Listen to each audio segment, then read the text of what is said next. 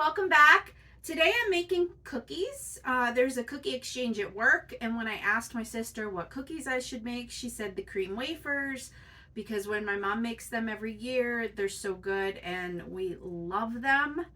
And my mom's are delicious and perfect, so hopefully mine turn out even just, a little as good as hers. The recipe comes from the Betty Crocker cookbook, and my mom thought it was in her older version and not my newer version, but I did find it in mine. The interesting differences are in the older version, it gives you a brand of all-purpose flour to use instead of just saying all-purpose flour. And the newer recipe says margarine or butter softened, whereas the original just says butter. And those are really the only two differences I could see in the recipe. So luckily I have it. I have the page out and ready. It's, again, the Betty Crocker cream wafers. And it starts with 2 cups of all-purpose flour, a cup of margarine or butter softened, a 1/3 cup of heavy whipping cream, and then it's going to be granulated sugar and the creamy filling, which we will make next, because once you make the dough, you have to refrigerate it for an hour. So I have already heated the oven to 375, and that's how I was trying to soften my butter, because I forgot to put it out earlier. So hopefully this is soft enough. All right, go wash my hands. And I think I just realized why these cookies are so good. It's basically flour, butter, whipping cream, sugar, and powdered sugar. What's not to love? Okay, so now 2 cups of flour. And again, the recipe says all-purpose flour, but there's also a note that says self-rising flour can also be used in the recipe. Okay, 1 cup. Good thing I did think ahead and buy another bag of flour.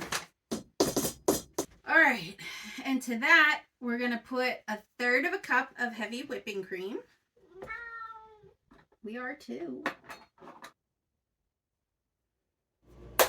Okay, so mix flour, butter, and whipping cream.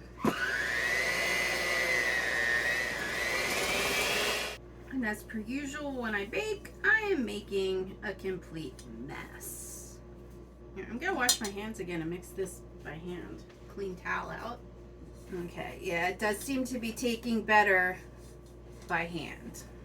Now, this recipe also says it makes approximately 5 dozen cookies that are 60 calories per cookie. However, my mom did say she always doubles the icing. Oh, this is much better. I thought I was in trouble because it didn't seem to be mixing, but now, oh, now we have a dough. Okay. And this is why you have to refrigerate it, because the butter is softened. So now it's like, it's really, really soft. Okay, I am gonna wash my hands and the beaters, because I'm gonna need the beaters for the icing. So while this is hardening in the refrigerator, we're gonna make the icing. I'm gonna cover it with a tea towel and stick it in the fridge for an hour. Okay, my medium mixing bowl. The recipe is 1/4 cup of margarine or butter softened, 3/4 cup powdered sugar, a teaspoon of vanilla, and a few drops of food coloring. So there's our doubled butter. Okay, so now I need 1.5 cups of powdered sugar. Okay, now the vanilla. And this we're going to beat until it's smooth and fluffy. I have a second bowl, which I'm going to need a 3rd bowl if I'm going to do 3 colors. I'm beginning to think my butter wasn't softened enough. Yeah, I'm beginning to think I needed to soften the butter just a wee bit more. But let's see if we can carry on. Okay, I let the butter sit until it got a little softer, because I guess using my medium bowl, it is going everywhere. It says to beat until smooth and fluffy, and then you tint with the food coloring, and you can stir in a few drops of water if necessary to make it, quote, spreading consistency. And I mean, it's getting that smooth and fluffy, but I think it's still a little thick. So I'm going to add a few drops of water and beat some more. I think that's a little better. I think that's a little better. Okay, so now I'm going to divide in half, and I'm going to put the food coloring in. So I'm trying to think. When my mom made it, I always thought the icing was nice and thick too. This does not seem like a lot of icing. I probably should have more than halved it. I do have another stick of butter if I need to. Okay, and I found these cute little cookie cutters. So I'm going to do green trees, and I'm going to do blue snowmen. Okay, so we're going to do the green first. Okay, it definitely does seem spreadable from trying to take it off the beater. So I'm going to get as much of the green off as I can and then make the blue. And by then, it's almost time to actually make the cookies. Okay, so I now have blue and green icing. I hope it lasts all the 5 dozen because it really doesn't look much. I'm glad I doubled it. Now I'm wondering if my mom told me to more than double it. So the next step is we are going to take, it says deal with 1/3 of this at a time. And then we're going to roll it out. It says to 1/8 of an inch thick on flour. I guess we need more flour. And see, it's sticking to the bowl. So these cookies are really thin. So it says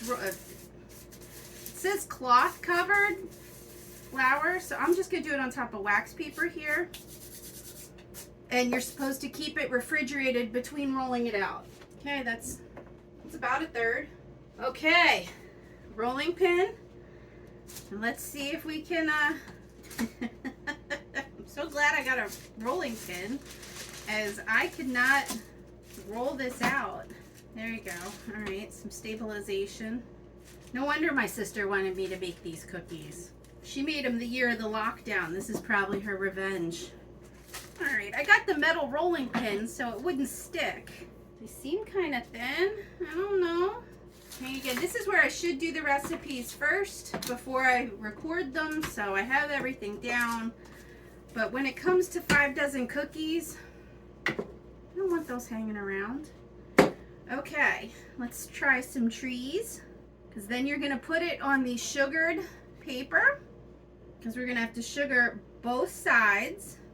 And I have my spatula, because it said put them in with a spatula. Oh, that side looked thick. Oh, why do I have a feeling these are too thick? And you figure they're sandwich cookies, so to get a dozen, and this is why you have to refrigerate it, because you see the more it sits out, the stickier it's getting. Okay, so the next step is then we're going to, here, we'll do this. You're going to flip them in the sugar, get both sides sugared. Then you're going to put them on your baking thing, and it says you're going to prick them 4 times each with a fork.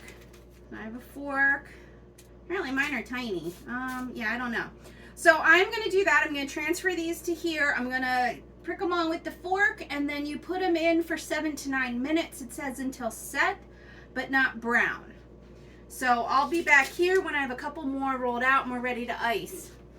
Okay, so the first batch of trees and snowmen are out of the oven, so I'm going to ice these just so that we can ice them for the camera, because I'm going to finish the other like 3 dozen off camera, because this is a lot of work. Mom, if you're watching, I always appreciated these cookies, and I appreciate them even more now. So this was my green. So we're going to ice and cap. And there you go, cream wafer. They're a little, I'm just gonna eat this one because I know I'm gonna have extra. Okay, yeah, that was really good. And I'm just gonna go out on a limb and say my mom's are better. But this is my first time making these. But thumbs up, really good, really, really good. Again, give them a try. Let me know in the comments if you give them a try. If you have a different rolling pin that makes it easier. If you actually have a cookie mat. I feel like I need more room because like I'm rolling and the tray's here, but simple ingredients and they're bite-sized, so they're great. They taste great. Again, Mom, I love you. Yeah. Don't forget to give a like, subscribe, and share. And until next time.